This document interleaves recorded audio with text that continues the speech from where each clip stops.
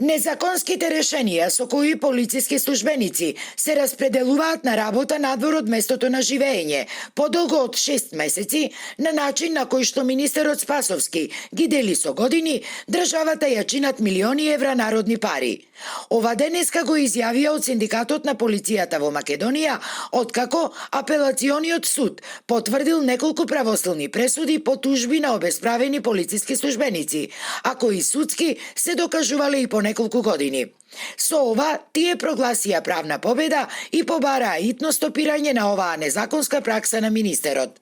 Согласно колективниот договор и Законот за внатрешни работи, сите оние кои се распоредени надвор од местата на живење, односно распоредени во друга општина, можат така да бидат распоредени максимум до 6 месеци.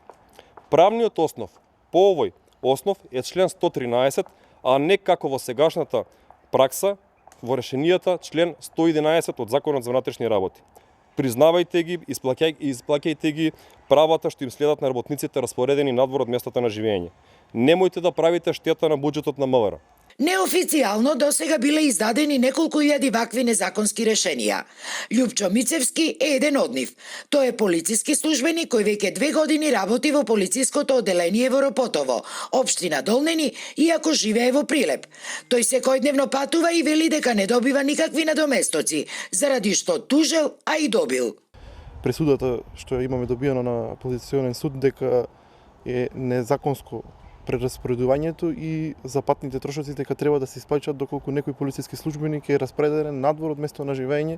Покрената беше судска постапка, истата е финализирана и се надам дека Министерството за внатрешни работи ќе испочитува не само мојата и од останатите полициски службеници кои се надвор од место на живење ќе бидат вратени во своите општини, во својот град да работат во своите полициски станици.